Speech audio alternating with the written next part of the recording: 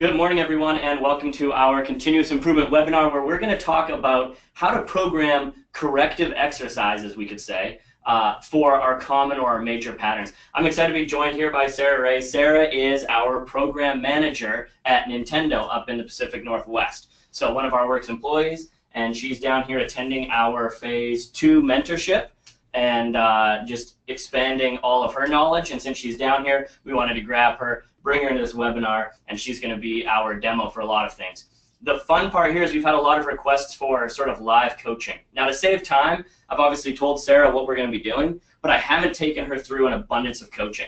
So as we see issues, we'll correct them on the fly and give a sort of a real live look at what we're doing.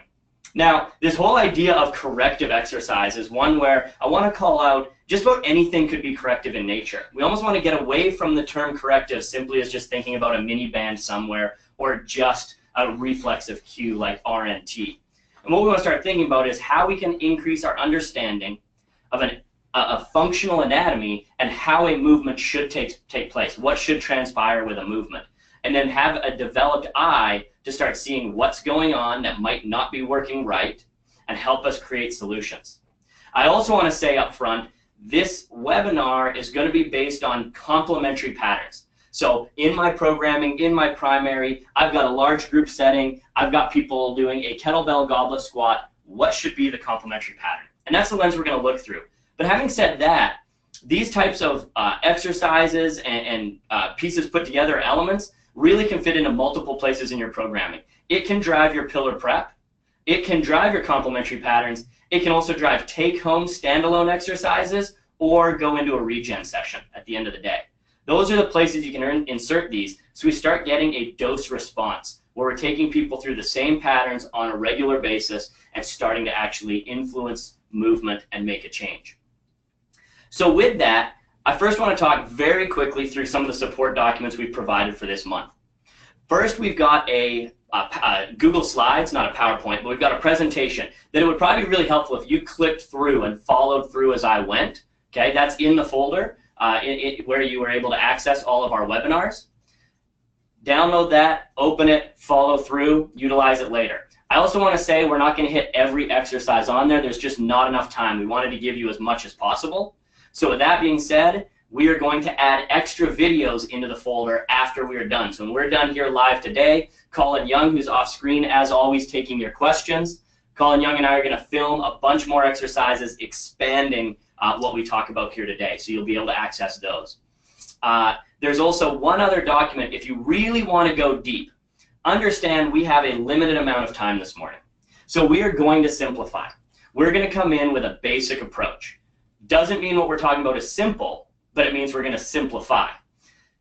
If you want to get into a really significant deep dive, we're going to attach a document that actually Omi Iwasaki created some years ago when he was opening the facility in LA to help increase communication on their staff. But it essentially is an in-depth flow chart of every major movement and what types of things you could see going on, the possible causes, and possible corrections. So if I start there with this idea of a flow chart, you really have three scenarios when you look at movement. We're looking for any movement. If Sarah's my client and I'm taking her through something, I'm looking at her movement and there's three options. The first is an optimal pattern. That means I need to know anatomically what that looks like, what that is. But if she has an optimal pattern, then I'm free to load, and that means every element you can change in loading, every possible variable from changing tempo, resistance, pace, you name it. The second option, at the other end of the spectrum, if we go out all the way down, if you're following the sheets, I just talked about one, I'm going to drop all the way down to three. And option three is if there's pain. Sarah says, that hurts. Okay? Now, I've got a few different pathways in my flowchart I can follow there. The first strategy, if it hurts, is to look and get a second opinion if possible. So if you have a coworker around, if you happen to be in a facility with a physical therapist or an athletic trainer, that's a huge win. But get a second opinion, see what their eyes see. If you see that the pain is caused by a dysfunction, go back to the dysfunction sheet, which we're about to talk about, and see if you can correct the pattern and see if the pain goes away. And then finally, if you're seeing an optimal pattern, there's no dysfunction causing the pain, but there is pain, that's when you need to refer out. That's outside of our scope for sure. We need to refer out get a clinical assessment, either to a PT, ATC, or even into a doctor. Okay? Now that flow chart, or that sort of thought process, that works. And it works on an individual setting, and it does work in a group setting in terms of I'm managing my group, and as I'm going through, I see an error in Sarah, it's different to an error in Colin, whatever it may be, and I can individually go around. But I do get that there are some problems with this flow chart. The first is that we may not have the experience yet. I know for me, as I look at movement, if I look at the same movement, a squat, how I did it 5 years into my career, 10 years into my career, 15 years into my career, it's different every time. I'm increasing my knowledge of the squat. Meanwhile, if you've got Omi sitting there as a physical therapy background and 20, 25 years of experience, he's again looking at it yet through a different lens. So if we're really young in our coaching career, we may not have the developed eye to notice every little dysfunction. I'm not talking a squat, the obvious, valgus collapse, but we're talking every single little thing that could be going on from the cervical spine down to the ankle. The second problem with a flow chart is if you, very simply put, if you're going through and our other problem is if you're in group settings. So you're in a group setting, and in looking at that, sometimes it's harder if you've got a large group to get an individual focus. And in our final issues, we may not have had a screen or an opportunity to look further with individuals. So we say, now that we understand there's some problems with that individualized approach, we need to figure out a pinpoint solution. That's what I want to talk about today. The solution is to first understand anatomical understanding of the movement. Know what your possible dysfunctions are and continually upgrade your knowledge of those. I assure you, nobody is done learning that. I know I'm not. If you believe that you know every possible dysfunction that could take place in a squat and what caused it, you are much further along in your understanding of squat than I am. Okay? Then from there, we need to know that those possible dysfunctions could come from one of three main areas. Okay? And they don't happen in isolation. They happen together. But we can see what would be referred to as a joint mobility dysfunction, or a JMD. That's capsular. That's actually in the joint capsule itself and is a dysfunction there. Then we've got a TED, or a tissue extensibility dysfunction. That would be the tissue surrounding the joint. Those two things combine for our mobility. Then we've got stability motor control dysfunction. That's the ability to control what we're doing. That's an SMCD. And that's one of the key elements when we look at our programming. I want everyone to know that stability and motor control is like a sheep in wolf's clothing. And here's what I mean by that. If you lack stability in a pattern, let's say flexion, and I go to touch my toes and I can't touch my toes, most of us would say that's a mobility issue. They can't touch their toes. You don't actually know that to be true simply by them not being able to touch their toes. Okay? And again, know that those three things go together. If I have a stability motor control dysfunction in one part of my body, it will likely lead to a tissue extensibility dysfunction, or an increase in tone in another part of my body. So we're always looking at where is there a problem with tissue extensibility or tone? How can I positively affect that? We're always looking at, is there any joint or capsular limitations? How can I positively affect that? And we're always looking at the pattern or the sequencing itself, the control of the movement. How can I influence that? And that's what we're going to talk about today for each of our major patterns. Okay? That, very simply put, is how you can look at complementary or corrective exercise for global patterns. Okay? It all comes down to mobility and stability. And if you think of our pillar prep design, soft tissue mobility stability, that we learn about in the XPS, that's a shotgun approach to hit all of those things. My soft tissue work is taking care of tissue extensibility dysfunctions. My mobility work, depending on how you do it, is either further taking care of tissue extensibility or is taking care of joint mobility. And then finally, patterning comes in in the stability section, that final activate component. And that's where we work on motor control and the pattern. And if you shotgun approach or hit all three, you're winning. And in general, as you start to see how your clients move, I'll give you this simple tidbit to help you understand which one it may be. If you change a person's position and you see no change in movement, it's likely more of a mobility issue. Here's what I mean by that. If I say, Sarah, can you touch your toes for us? And let's pretend she can't. Go ahead. All right, so I'm thinking, is that mobility? We don't know. If I then say, have a seat on the ground for me, And now I say, I've changed her position. I put her closer to the ground in a more stable environment. This is just one example. And I say, go ahead and try and touch your toes for me. If it's the exact same, I would say mobility. But all of a sudden she gets further, that's inconsistent movement. I would think it's more likely due to pattern. Does that make sense? Thank you. So ultimately, to recap, if you're trying to decide in complements, should I be adding mobility or stability? We can always think of clearing range of motion before working on pattern. So prioritizing mobility first. Once the mobility is there, if you're unsure of which it is, you can look within the pattern at certain ranges and remove the need to bounce against gravity as much, sit them down, for example, change what they're doing. And if in every position you put them in, you see consistent range of motion. Another example would have been an active straight leg raise. If I said, raise your leg up, Sarah, she did. Then I said, now let me take it passively, and it didn't go very much further, okay? That is likely mobility. If all of a sudden I can take her leg and passively drive her another 20 degrees, now we have a stability issue. Okay. So this is helping you pinpoint in your complementary patterns whether you want to look more at mobility or stability.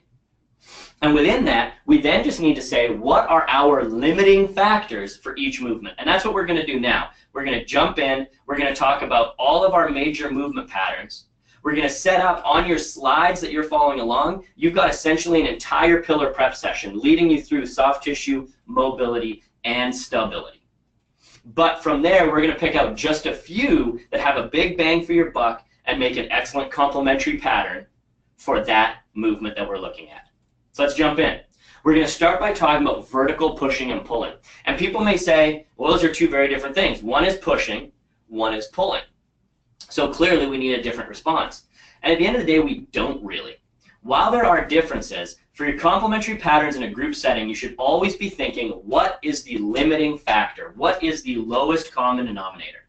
And to properly press overhead and to properly pull vertically, both of those things require the ability to put your arms over your head with an appropriate pattern. And we find a lot of our clients lack that. So in programming, maybe we're looking more incline press or half kneeling landline presses, but as we're getting into an overhead pattern, the limiting factor, pushing or pulling, is arms going overhead. So what could be the leading issues that? If I say, what are the compensations I may see and the possible causes? The compensations that I may see are going to be anything from mobility issues of the lat, pec, thoracic extension, or lack of thoracic extension being a cause, or we're going to see scapular dyskinesis, which is any lack of scapular rhythm. So if we look, and if Sarah turns around for me, if we picture a scapula right here, as she presses her arm overhead, this scapula should move smoothly, articulating along the rib cage, and it should have upward elevation and rotation. And that takes a coupling effect. I've talked about this in previous webinars on shoulder health, so you can always go back and look at those. But if we look, musculature along the aspect that articulates with the T-spine, okay, and then also underneath the bottom aspect of the shoulder blade, okay, and above the shoulder blade, thanks, are all working together. And if they all work together, we get this nice, smooth pattern. All of a sudden, we may get people that don't have a smooth pattern. It may get clunky or get stuck somewhere or not move in an even ratio. Or we'll have people where that scapula will wing, where it peels away from the rib cage, or tip, where the bottom comes up away from the rib cage. We should notice that right away. That scapular dysfunction is an immediate red flag in overhead or horizontal position. Okay? And that lack of rhythm in the scapula is called a scapular dyskinesis. Okay?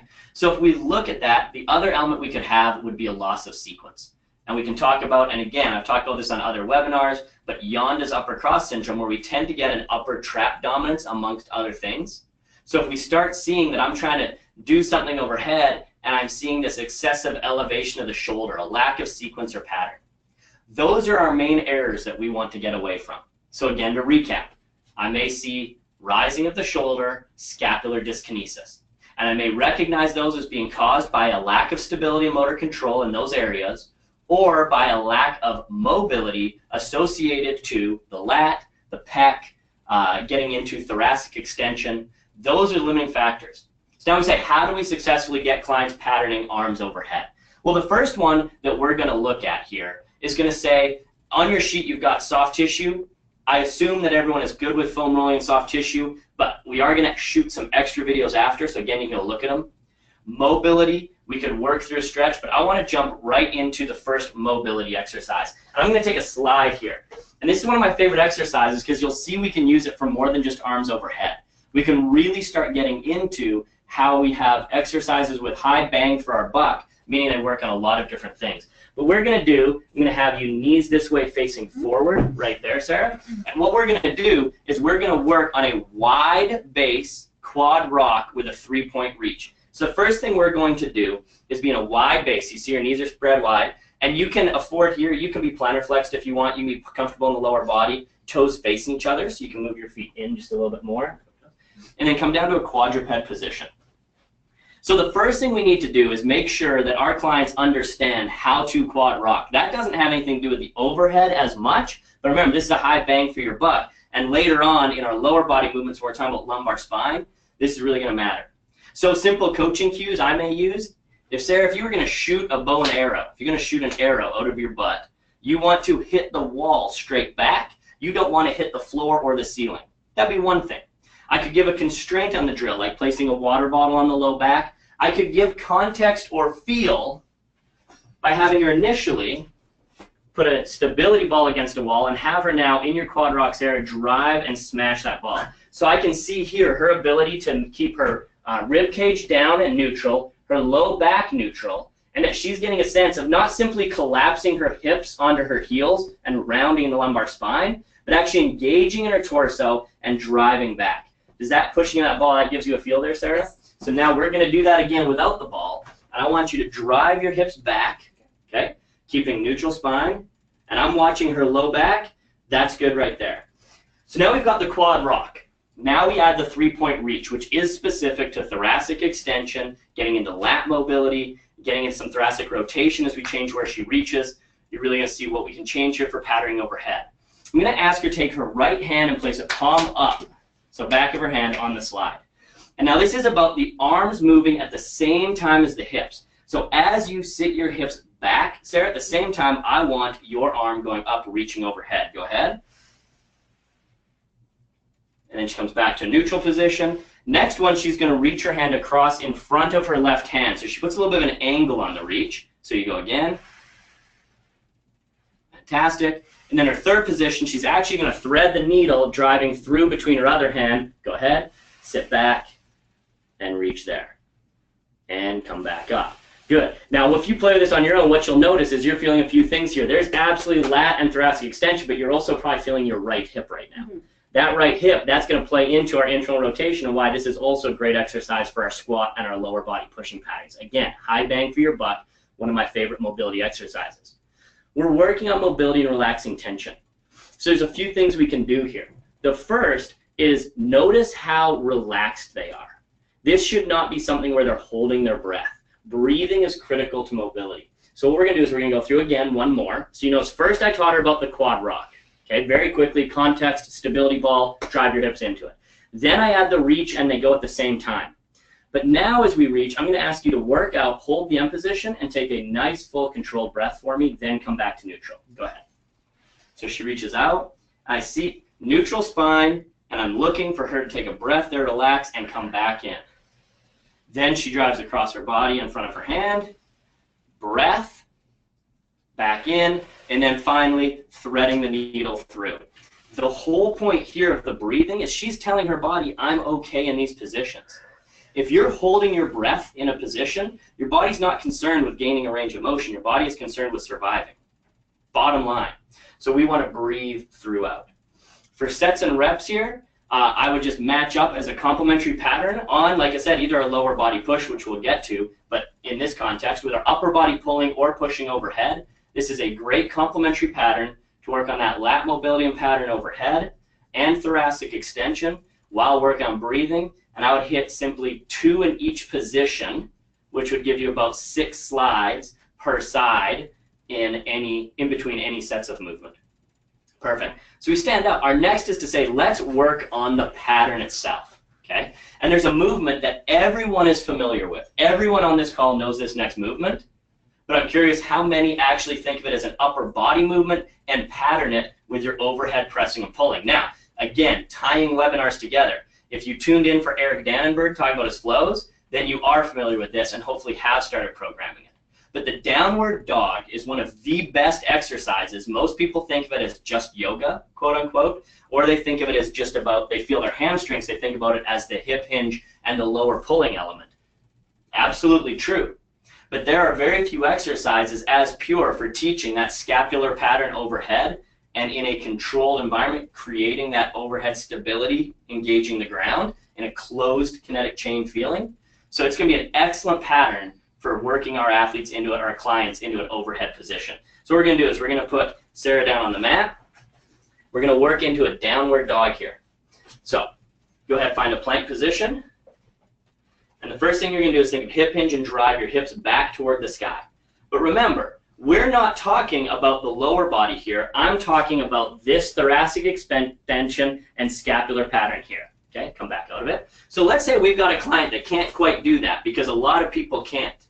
If I'm using this for overhead pressing and I want to get into full extension, and the limiting factor is the hamstrings, I'd rather bend the knees a little bit, take some pressure off, but allow them to get into full extension. So let's show that modification. We're here. She's going to go up, Sarah's going to go up into a downward dog, but she allows her knees to bend if she didn't have the mobility. But we're still working on what thoracic extension looks like.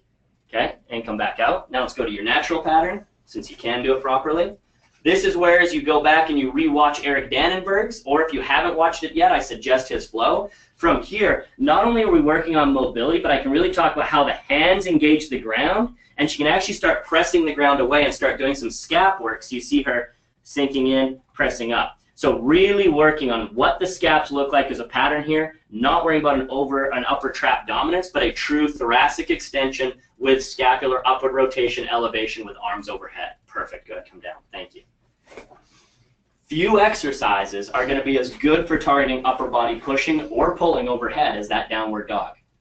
So, to recap, you're going to have in your slides a full pillar prep that talks about soft tissue, mobility, and stability, giving you 2 to 4 of each that could run through a full pillar prep session if you wanted. We've highlighted 1 mobility in our 3-point quad rock reach, and we've highlighted 1 stability or patterning with that downward dog, all looking through the lens of our limiting factor with overhead work being the arms physically going overhead. So targeting lats, pecs, sequencing, scapular rhythm, and ultimately thoracic extension. Those would be excellent to couple with any overhead patterns whatsoever. So again, do some pull-ups, come off the bar, hit 3 downward dogs. And again, working on taking a full breath at the end. Don't rush through it. Now, let's say that's vertical. Let's move into horizontal pushing and pulling. So upper body horizontal work. There's going to be some similarities here. But again, we want to identify the lowest common denominator or most common limiting factor.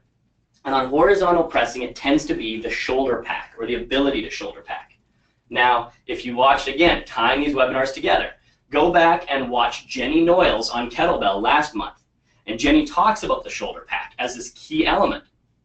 But within understanding the shoulder pack, there are some simple drills we can do to right off the bat teach a person to have that context of a shoulder pack without a bicep dominance. So if Sarah lies down, feet down here, head down there on the ground, flat on her back, I can very simply, at the start of a session, I can very simply teach Sarah about this by clasping hands and teaching her that I want her right shoulder to go into her back left hip pocket. So that's what you're thinking about, drawing your right shoulder into your back left hip pocket. That's going to get her engaged right here, and I should feel relaxation or length of tissue in the upper trap. I can now lift her, and her body moves as one unit. That should feel strong for her. The client that doesn't understand shoulder pack at all, you're going to see them move in 2. They're either going to see, you're going to see one of 3 things predominantly. 1, upper trap dominance. She's shrugging, you can't see it very well, but she is shrugging her shoulder to her ear, and it's not strong. 2, go shoulder pack, but bicep dominance. Break the elbow. You're going to see the person who wants to bicep curl you. I'll get my leg out of the way, and you'll see she's trying to bicep curl her way up. And it doesn't need to be that exaggerated. Even a slight bend tends to be more of a bicep dominance. And then the third one will just be a lack of that kinetic link in that shoulder pack, whereas I go to pull her up, her shoulder rolls up toward me, then her body would come up. And I'm not going to yank on her arm and pull her that way. Something simple to teach a shoulder pack is one of the most important things. Again, if you tie back to some other things we've done, I did a webinar on shoulder health, and in there's some DNS postures, like a side sit pattern, where you get shoulder down and back and really start to learn and engage what that feels like to get a joint centration and packed shoulder. Go back and start applying all these to give context to your clients so that they start understanding what you're looking for in a movement. But if we say, what are the most common errors we're going to see, okay, with our horizontal pushing and our horizontal pulling? The first is going to be an anterior humeral glide, or that idea of the shoulder dumping forward, right? So at the bottom of a push or at the end of a pull, we see this. And as soon as that shoulder dumps forward, we've lost joint centration. Our shoulder is a ball and socket joint.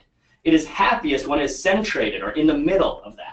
So if as I push or pull at the bottom, that humerus drives forward and we see this, we know we're in trouble, and that's not a pattern that we want to see. And we're going to drive success in both pushing and pulling, preventing that, by how we target the backside of that shoulder. Okay? Outside of that, we can again see scapular dyskinesis. I know we've all had clients in push-up or plank positions, and you see their shoulder blades winging up like crazy. You could walk up and pick them up like a suitcase. So we're still going to see scapular dyskinesis. Okay? We're still going to see lack of sequencing. So again, on pulling, we're going to see an upper trap or a bicep dominance. Okay? And we're going to also see a lack of trunk stability or lack of rotational stability. Think of a bent over row. It takes an ability to stabilize the torso as we pull. Okay? If these are our key issues, and we know they're again caused by pec, upper trap, lat, thoracic extension and rotation still some, and those are the key mobility areas, you can target mobility work there. But I want to show you two exercises. One we've classified as mobility, but it's time to introduce this new idea of active mobility or mobility with stability. And then the second will be a true pattern or stability exercise. So for our one we've listed as mobility, although it's not a stretch, we're going to go ahead and grab, I've got an 8 and a 12 kilo kettlebell there, you can take your choice. We're going to do what we call a bent arm bar, okay, or bent arm press. So we've talked about some of our arm bars in the past. Again, you can go back through shoulder work. But what I'm going to do here for this arm bar to set a client up, the first thing I'm going to ask for, perfect, is that we have a neutral wrist like we would punch someone with, okay? You're never going to punch a person with your wrist cracked back like that. You're going to punch like this. Second is we've got the palm facing across the body, okay? So we're screwed into the joint. From there, this kettlebell is resting, and that shoulder is packed. So again, I just taught my client very quickly at the start in 12 seconds this idea of shoulder packing and picking them up by the shoulder as partners. So again, I'm going to ask Sarah to put her left shoulder in her back right hip pocket. That right there is a kettlebell arm bar. I'm not going to go through the whole series here. From here, if we progress into a side-lying arm bar, so we bring the knee across, find a stable position, roll up onto the side. This knee is up level with the hip. That's protecting the lumbar spine. This leg is strong and active like she's standing on it. I can also give cervical support by giving her something to lie on, either her arm overhead or giving her a yoga block. So we've got neutral neck in place there. Don't underestimate the importance of that. And now what we're going to do is I'm going to have Sarah actively pull this bell down. She's going to get a little rotation here, and you can see how that is actively opening up that pec. So that is mobility. But she's having to, from an agonist standpoint at end range, create a little bit of tension and force against it to resist this bell. She can then press out of that position. This starts getting into some principles, same as we could do a pec stretch against a wall, but not just going and hanging on the wall, but getting passively to an end range. You can go one more, hold there, breathe, and back up. I could come to a wall, and instead of just hanging on the wall and stretching my pec, that opens, forgot about that, and just creating tension, I can actually get to an end range on that wall, and then I can now start actively working agonist and antagonist. So pressing one way, then retracting at the other, and teaching my body that I can create tension and force at end range. That bent arm bar is very similar in that. It works you into thoracic extension and rotation. It opens up that pec, works you into good shoulder stretch that is assisted and active, but it's, again, the key word is active. You need to be braced there. You need to be stable there. okay, and create tension at that end range. So opening up an idea, things don't have to be just mobility or just stability, right? So again, that would be a bent arm bar. We're calling that mobility, but I get that that's not a traditional stretch, and I get that there's a stability element. Now, if we want to go into true, pure stability or pattern, we're going to go into something we've all done a bunch of times, but talk about making sure we're doing it properly. And this will be simply Y's, T's, and W's. And what we're going to do, we'll move our mat here. I'm going to put your feet against the wall. Okay? And we're going to throw your feet into the wall, your heels into the wall. And I don't want you squeezing or pressing into the wall as hard as you can. Lie all the way down. So it's not about your glutes or hips being on. I want your hips relaxed, but I want you to be engaging the wall with your feet.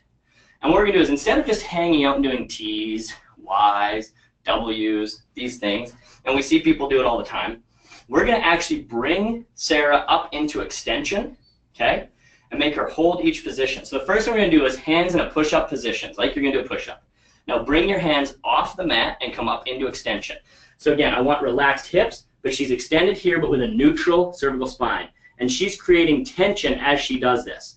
From there, turn that into a W. There we go. Squeeze, and I'm watching for Annie. I'm going to start seeing if upper trap comes into play or not. Now press that into a T, creating tension. Own this. Have intent in what you're doing. Okay? She's holding her extension, playing down into that mid trap, low trap, rhomboid area. Okay? Take that up into Y's. Are you breathing? Yes. This will start showing you bicep dominance. You'll see people bending their elbow here. You'll start seeing upper trap dominance. You'll start seeing a lot of the errors. But this right here, and back to your push-up position, and back up, engage into extension. Turn that into a W. We can hold here. Into a T. And what I want you to see here, okay, breathing, up into a Y. For those that don't know Sarah, she competes in Olympic weightlifting, right? You dabble at least. And go ahead and relax.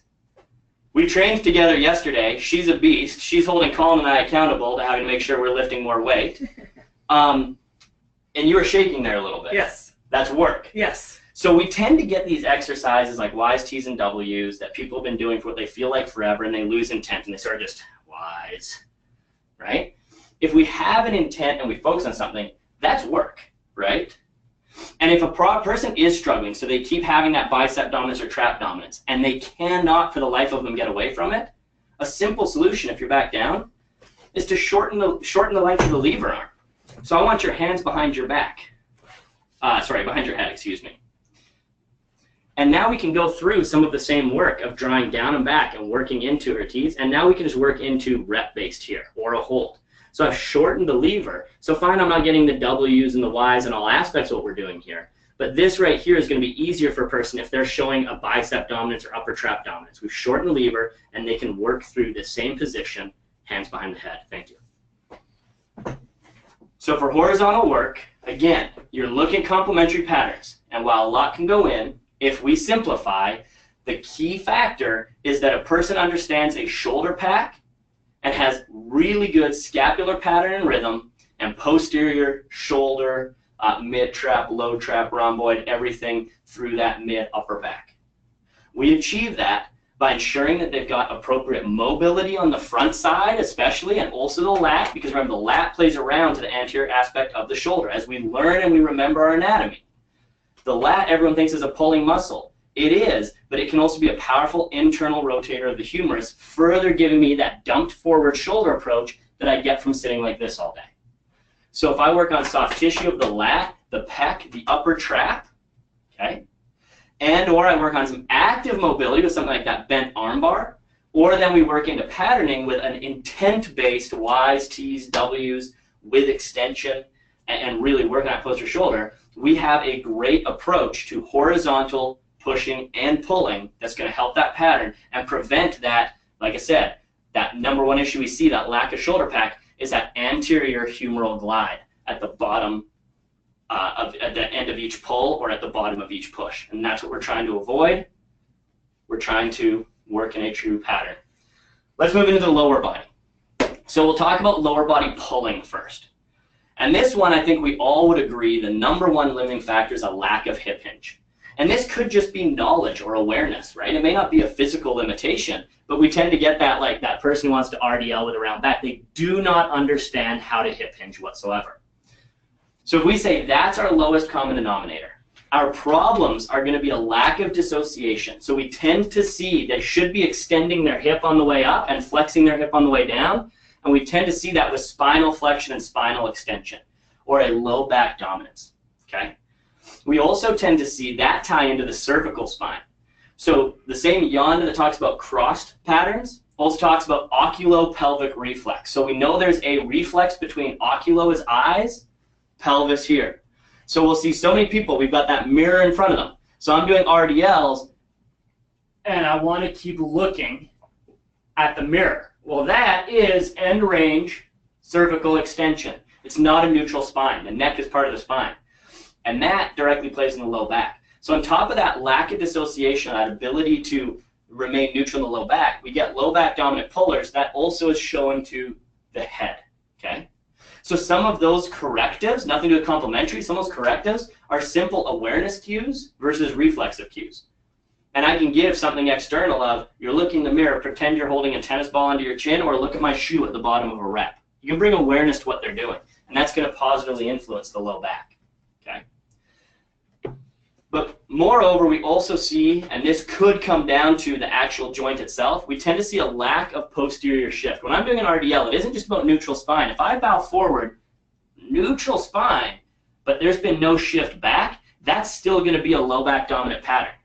And that could be because of tissue extensibility. It could be because of joint mobility and inability to posterior shift in that capsule. It could be stability motor control. We don't know why the person necessarily right off the bat is doing that. But we know we have to have this ability to close a door with our hips. We have to have that posterior weight shift. So in getting there, let's talk about simply building an awareness. And what we're going to do is, if you scoot forward, we're going to bring Sarah closer down to the ground so she's in a tall kneeling position, and I can actually just give a pattern. If I have true beginners working on that lower body pulling, the hip hinge is critical. It's honestly critical for so much more. If you want to bend over row, you have to be able to hip hinge. If you want to squat, you have to be able to hip hinge. So a complementary pattern could simply be for beginners practicing the hip hinge. Lower her to the ground. She's tall kneeling. I'm going to take this dowel. It's going to run down your spine. So she is instructed, Sarah, you've got 3 points of contact, back of the head, between the shoulder blades, and your hips. And now I want you to close a door with your hips, or essentially bow forward, and maintain all 3 points of contact. So she's learning this idea of how to hip hinge. And so go ahead and come back up tall, and not sitting down, but just bowing forward. So don't think of a short to tall kneel as much as simply bowing forward. So work your hip hinge, and drive your hips back forward. So we start getting this sense of how a pattern is our hips moving, not the bar lifting up and down. If I put a bar in someone's hands, they think of lowering it and raising it. Well, right here, Sarah's not thinking of lowering anything. I'm instructing her to drive her hips back and then drive her hips back to starting point. That's our position right there. Okay, perfect. Go ahead, and you can stay down there because we're still going to be on the ground. From there, if a person has the hip hinge, I can start increasing stability within a given pattern. And let's talk about our single leg pulls. So I want to talk about this. Let's scoot this mat sideways so everyone can see side on. Okay.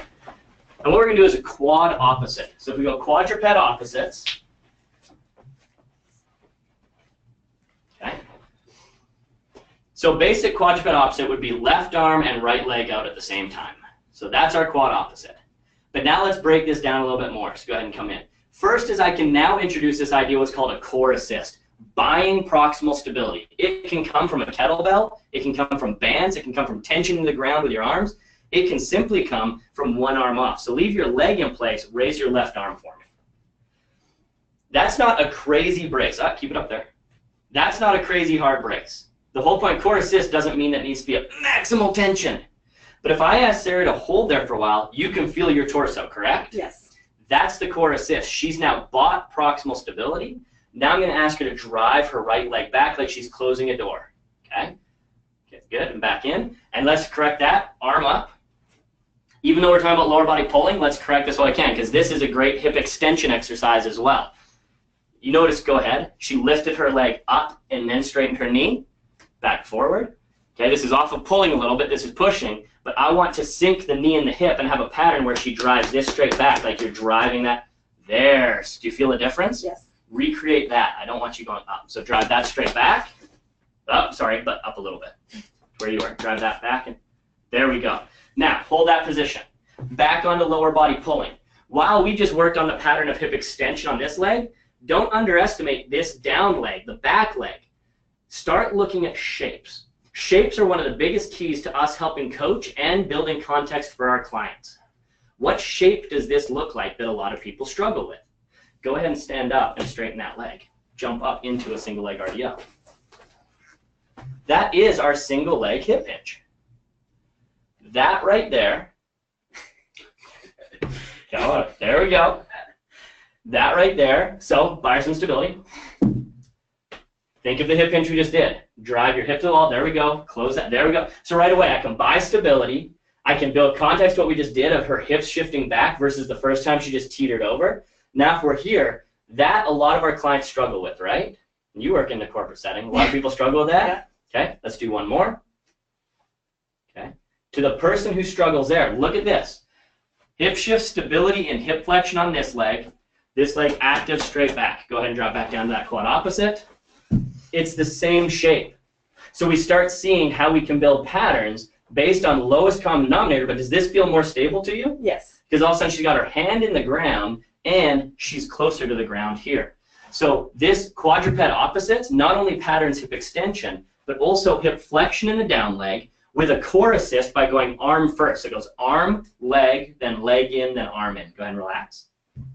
And that is going to be a great way for patterning hip flexion and correcting that RDL, that single leg RDL. So again, limiting factor, lack of hip hinge. Teach them a hip hinge. Make that your complementary pattern. Own that position.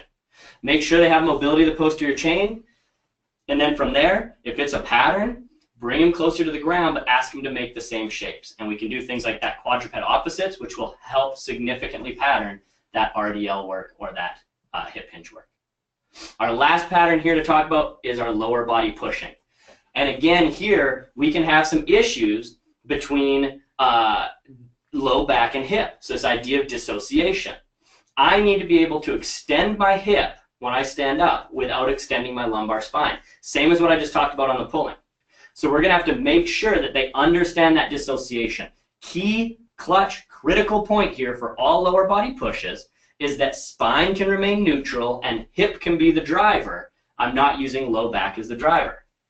Now, a lot of different things could lead to errors that we see, and this is probably one of our most complex. So mobility, we could see issues in the anterior chain. Think of the quad, the hip flexor, certainly into ankle dorsiflexion. Hip internal rotation, and in a split stance, remember you've got two hips. So if I'm going to rear foot elevated, yes, deep hip flexion is accompanied with internal rotation, but I also need external rotation in the other hip. So all these things are going to play in. And I don't want to brush over too quickly what I just said. Deep flexion requires internal rotation of the hip. If we took a poll of coaches and said at the bottom of the squat, what do you need, internal or external rotation? And I've done this. Most say external rotation because we're thinking of driving our knees out. But what is happening, that driving the knees out is more of an abduction. But what we have is at the bottom of a squat, I have a stable humerus, and the way the pelvis interacts with the humerus, okay, is akin to internal rotation. So we need to have internal rotation of the hip in deep flexion. Okay? That's one of our key limiting factors. Other limiting factor is getting the low back to remain neutral and driving pattern out of the hip. So if we say, how do we do that? Okay? So again, how do we do that? One other key element here, easiest, is diaphragmatic breathing. You want to start somewhere simple. The diaphragm, by the way, we just talked about anterior chain and hip flexors. Diaphragm plays into the deep front line. So diaphragm has a shared attachment point with psoas, which, by the way, comes up over the hip, articulates across, and attaches to lumbar spine, L1 through L5. So we absolutely can see in functional anatomy why our hip flexors affect our low back so much and why our diaphragm is a key piece of that to having good function to set a brace and have a stable platform to work from to keep a neutral lumbar spine. So I need good length and function within hip flexors, and good diaphragmatic function to brace, stabilize, and own hip flexion and hip extension while maintaining a neutral spine. Okay? And then, of course, we all know another key issue is we've got that quad dominance, that person who drops down onto their toes. So we say, how do we attack these things? We've identified, while there's a lot to talk about, the limiting factors with lower body pushing. How do we identify them? We've got two to show you. One, mobility again, and one, stability. Mobility, we're choosing to start closest to the ground. We really could have gone any direction here. Hip internal rotation, critical. Honestly, thoracic extension, critical. We've already shown you something that hits both thoracic extension and hip internal rotation, and that's that wide quad rock with reach that we talked about in overhead patterns. So that's why I love that on squat days as well, and why it gives us high bang for our buck to be included in programming through the week. But to show something different, if we go away from thoracic spine and hip, let's talk about the ankles. If my ankles can't move forward, if I can't have closed chain dorsiflexion, I'm in trouble because I'm going to have to weight shift to not fall over. I'm going to have to do the good morning squat, and if there's a bar on my back, all the stress is in the low back there, as opposed to this ability to have mobility. And while we're on a single leg, same thing remains true. Okay? Here I've got parallel lines between my quad and this front shin, and I'm able to have this tibia translate forward because I have the mobility in the ankle to allow me to work properly, as opposed to being forced into a compensatory pattern. So let's work on that. And Sarah, I know that this is one of your favorite things, ankle mobility. Let's work on that. Yep. We're going to use a dowel because the ankle obviously has a lot of complexity to it, and when people do a lot of ankle mobility work, they have a tendency to collapse into their arch and drive their knee inward, medially, toward their big toe. So we're going to put Sarah in a half kneeling position, but we're going to set this dowel right around her second toe, just inside her big toe, which is going to give her a target that she needs now, with breathing, with active mobility, and you can add band mobs as well here. We need to drive, not to the dowel, actually I want you going just outside the dowel. So she starts driving her knee out over second, third toe. Go ahead. I'm watching here that the heel stays on the ground, okay, and that she is breathing throughout. So if we've got, again, look at the pattern. What does that look like? The bottom of a rear foot elevated split squat, the bottom of a split squat, we're looking at shapes and patterns. And as she comes in, we're actually seeing parallel lines between femur and tibia. So if I'm looking at shapes and saying, what's a complementary pattern that makes sense? If I'm in a split squat position, a complementary pattern for mobility is let's pair it with active ankle mobility, working clients in between sets here to over time improve their ankle closed chain dorsiflexion. If we want to talk about a pattern, remember I said I think one of the biggest issues is this lack of dissociation with the low back. So we need to be able to extend our hips without extending the low back. And I think a glute bridge is a great way of teaching this. But here's one big issue. So if you lie in a glute bridge, and if we use the old cue of belt buckle to the sky and just lift it as high as you can, right away we've got some extension there. You can see ribs flare out a little bit, and we've got lumbar extension. Go ahead back down. So if we're saying our key is to teach hip extension without lumbar extension, and I use a cue of lifting the belt up high, and I don't give any sense of proximal stability, they may just be further amplifying their compensation. Whereas here's what I can do. The first thing I can do, spin you around, I'm going to put your hands on the wall. That core assist is anything that buys proximal stability. So the first thing I'm going to do is say, press your hands into the wall, and as she does, let's actually swivel around and use this so people can see better. As Sarah presses her hands into something stable, her rib cage reflexively draws down, and she has a brace. She has proximal stability. The second thing I'm going to say is, instead of driving your hips up, I want to make sure she's in the right position to begin, and I'm going to say, think of touching your knees to my hand. Go ahead. Now, she's thinking about her knees going forward. Her hips going up higher, that doesn't do anything for her here. So we've used cues that reinforce the pattern. Back down, relax your hands. Start segmenting it. Press, then hips up, and then hips down, and relax. So that would be a glute bridge with core assist. So again, if we look at lower body pushing, we can again look at shapes and mobility and say, what is the required mobility at the ankle? Or we could say the hip and the thoracic spine to that quad rock reach as really good complementary patterns. Or we could say, let's work on the pattern and we'll work on hip extension here, but do it in a manner that even in a group setting, if I add that core assist of bracing and I use language like touching knees to hands, that's going to make sure that people are getting the hip extension without having a high degree of lumbar extension. Thank you. So, it's a lot to go over, and we couldn't possibly in one webinar give you every complementary pattern for every movement, and we also couldn't possibly run down every potential dysfunction for every movement.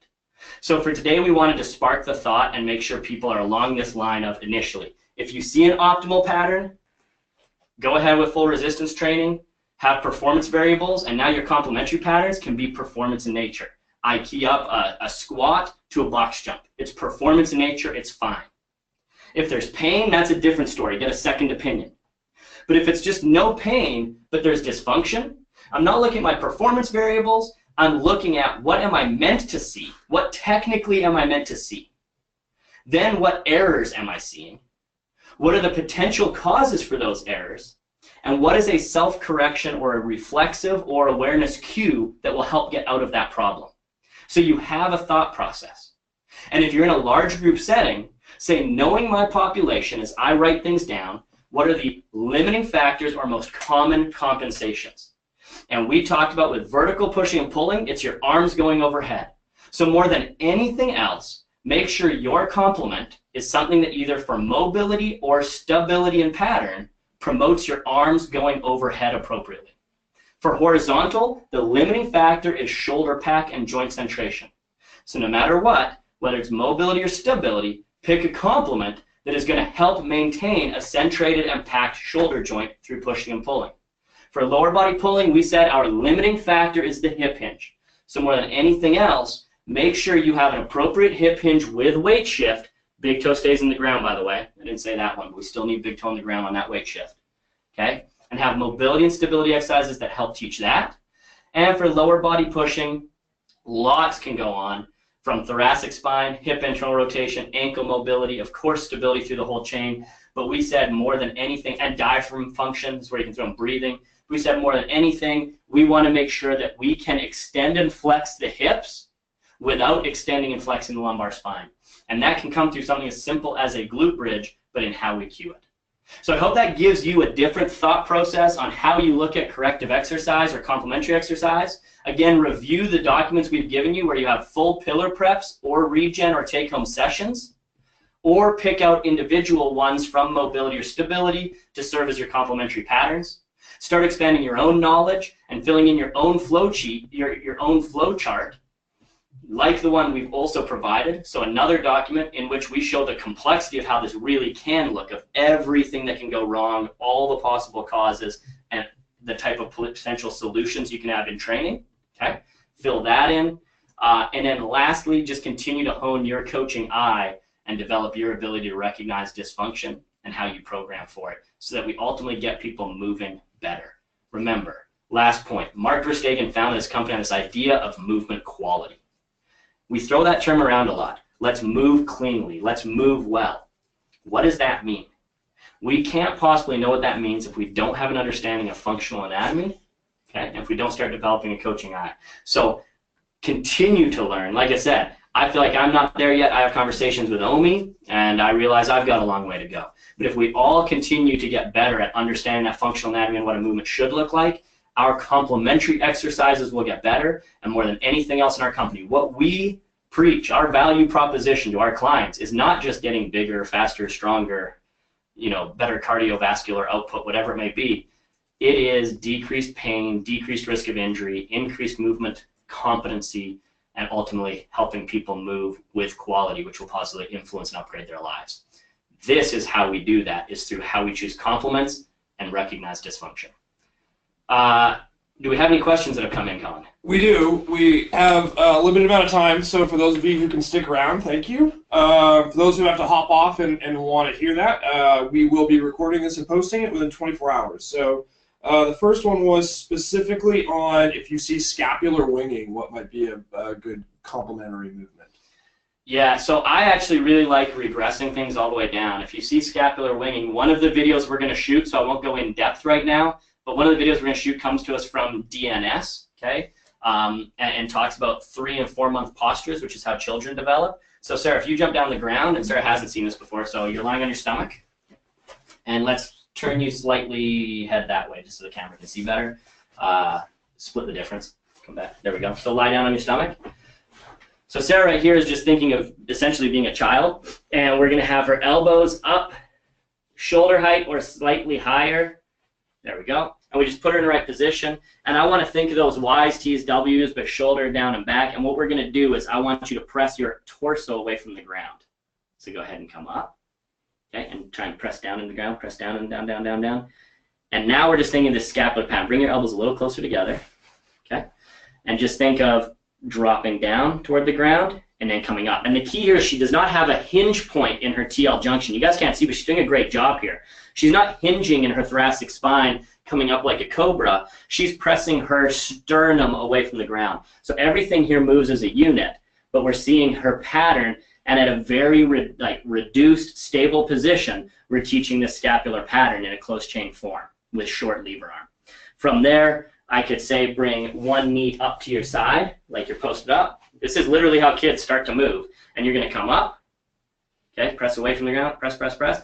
And now keeping pressure between the left knee and right elbow, reach this arm out to here. So she's now stable on this one arm, teaching that scapular pattern. Back down. That's one of the videos we're going to shoot. So I'll go more in depth in the video, check out the videos, but that's a place I would start if I saw severe scapular wing. I'd bring him closer to the ground, regressing it, making it stable, bring him into something that is more close chain, and seeing if we can teach scapular control and stability. There were 2 questions on the Y's, T's, W's. I'll take that one, as that was the movement that I threw in there. So one question was on foot placement. The heel should be pushed up against the wall, so toes dorsiflex, but not necessarily pressing into the wall. If you press into the wall with that heel, it's going to flow along that chain. There was a question about, hey, I can't, my glutes are always firing in there. So if you're driving into that wall, it's probably going to activate that. So just keep the contact, but without actually pressing into it. The second one was why go into end range extension. And that's really, a lot of times people have a tough time getting into their Y's, T's, W's, and will try and compensate by going into thoracic extension, whether in a prone position or in a bent over position. So by putting people already in that end range, they're not going to be able to cheat through that. Also, we talked about how we wanted, especially for overhead patterns, we need to mobilize that T-spine extension. So you want to kind of include that. It's a nice, again, we're talking bang for our buck exercises. You kind of get that thoracic extension stability along with our stability through the shoulders. And I'll add quickly, when we talk about T-spine extension, though, we talk about even extension, even curvature of the spine. We're not talking about a hinge point, typically at thoracolumbar junction. So if we're doing something trying to have a positive intent, and your client is massive rib flare and just a TL junction hinge, then we don't want to keep going down that path. We want to teach awareness of rib control or bring them away from that extension. We're talking about even curvature, controlled extension, not hinge point. The last one we'll talk about is there's a question about banded distractions and dorsiflexion. You and I talked about that. If you want to just maybe expand on that and when they might be applicable versus kind of what we demonstrated. Yeah, and the reason I didn't demonstrate it is actually because when you look at band distraction, there's a lot that can go into it. Hip as well. We're starting to see these getting to be really, really popular in our industry. And the question I pose back to a person using them is, can you with complete certainty explain why you're distracting or the direction in which you're distracting? Now, the ankle is a little bit, I won't say easier, but we've got fewer options on what we're going to do there than at the hip as a ball and socket joint. But at the hip, I tend to not use them much because unless I can tell a PT stand in front of a firing squad and explain why I am distracting anterior, posterior, lateral, then I have no business doing them. So I like just no band. If you are going to pull a band distraction, you're trying to improve glide and getting into that talocrural joint and also just working into how the joint can glide. If we have a loss of positioning in that joint, it's going to get a anterior closing pain pinch. So again, I don't want to go too in depth because this is the whole point is you don't just want to automatically band distract everyone. But what you're looking at is when you come to a closing angle, do you have a closing pain? So come half kneeling. do you have, if a person is stuck, first, are they stuck without pain, or do they have a pain or pinch? If they have pain or pinch, are they feeling a closing angle, meaning when you do that, you're limited and you feel something in the front of your ankle, or are you feeling posterior down the back side? Down the back side plays more into that tissue extensibility most likely, so we don't need to necessarily get into band distraction, things of that nature. Closing angle on the front, that pinch, typically means that we have something that is, I'll say, not in the right position or not working optimally, and that's where, again, I like to lean on therapists and get their opinion before I go out as a coach outside my scope. Where you would bend distract that, though, if you were trying to get some increased glide, would be pulling back. So the band is around the ankle here, pulling this way as she glides, as she comes forward. But again, I'm not doing that unless the therapist is giving me the why and the when. I wouldn't just go start saying everyone with ankle mobility issues needs a band around the ankle and pulling. And that's why we didn't show it. Everything you do, you need to be able to stand in front of a firing range and explain it.